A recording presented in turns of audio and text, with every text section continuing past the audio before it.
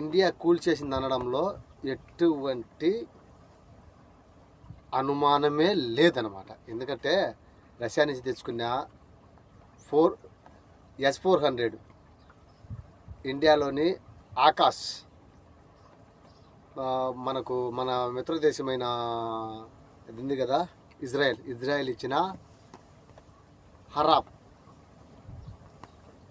హరాఫ్ కూడా బాగా పనిచేసిన, బాగా 100% యుద్ధ రంగంలో 100% ఈ 3 పనిచేసినాయి. అందులో మెయిన్గా చెప్పుకోవాల్సింది కూడా రాఫేల్ యుద్ధం మన ఫ్రాన్స్ నుంచి చేసినట్టు ఇవి కూడా 100% ఇండియాకు బాగా సహాయపడినాయి అనమాట. అందులో మన మిలిటరీకి కూడా సెల్యూట్ కొట్టుకోవాలి. ఎందుకంటే మన మిలిటరీ వాళ్ళు కూడా ఈ రాకెట్లు, విమానాలు, ఈ డ్రోన్ల కన్నా ఎక్కువ కష్టపడతారనమాట. 100% వాళ్ళు మనకు ఖచ్చితంగా ఇచ్చారన్నమాట, రిజల్ట్స్ ఇచ్చారన్నమాట. కానీ ఎటువంటి గీత కూడా పడకుండా పోయి పాకిస్తాన్లో రావల్పిండి అని వచ్చేసి కరాచీ ఇంకా కొన్ని ప్రాంతాలను 26 ప్రాంతాలను అతలాకుతలం చేసి వచ్చిందనమాట. అందులో ఒకటి వచ్చి సముద్రంలో దిగింది కదా మన INS విక్రాంత్.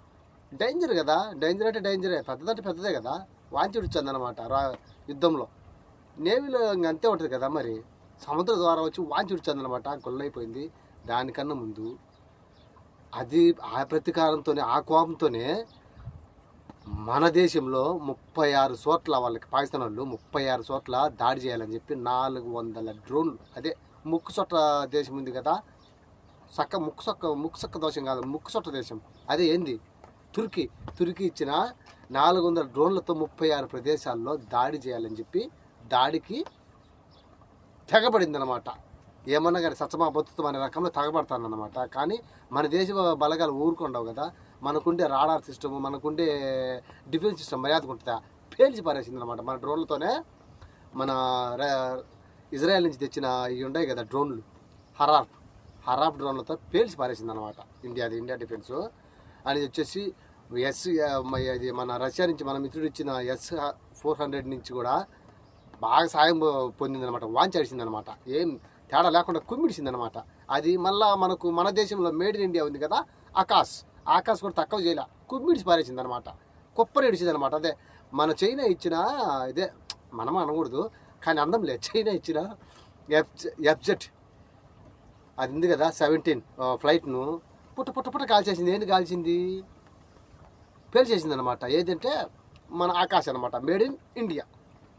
వాళ్ళు ఉల్లంఘనలు దాటి అనమాట, మన అనుకున్నది ఏంది అనేది అవన్నీ ఉల్లంఘించుకొని అవన్నీ వాటి ఆ బార్డరే దాటి వచ్చానమాట మన పాకిస్తాన్ వాళ్ళకి కుమ్మిడిచ్చానమాట. ఏంటి అందులో భయపడాల్సిన అవసరం లేదు. ఏ ప్రజలు కానీ, ఆంధ్రాలో ఉండేవాళ్ళు కానీ, ఇండియాలో ఉండేవాళ్ళు కానీ భయపడాల్సిన అవసరం లేదు. మనకు తోడుగా వెనకాల మనకు ఆర్మీ ఉంది, మన ఇండియన్ ఆర్మీ ఉంది. శతవిధాల పోరాడి మీ వరకు రానిదు. భయపడగాకంటే భయపడకుండా వీధుల్లో తిరగమని కాదు, జాగ్రత్తగా ఉండండి. ఎవరైతే మన సెంట్రల్ గవర్నమెంట్, మన గవర్నమెంట్ చెప్పిన ఏరియాలు వేయండి, ఈ రాత్రి అయితేనే లైటు 3 రోజులు సీరియల్ చూసుకోకుంటే బాధలే, లైట్లు ఆఫ్ చేసి అంధకారంలో పెట్టేసేయండి సిటీని. చెప్పేది వినండి కొంచెం, సరేనా?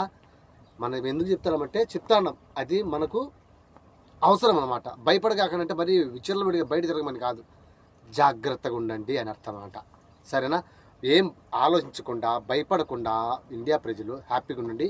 మనకు air defence system, navy, military మొత్తం వాళ్ళే చూసుకుంటారు. మీరు భయపడకుండా జాగ్రత్త పడి వాళ్ళు ఏదైతే మీకు ఇన్స్ట్రక్షన్స్ ఇచ్చినారో అవి ఫాలో అయ్యి జాగ్రత్తగా ఉండండి.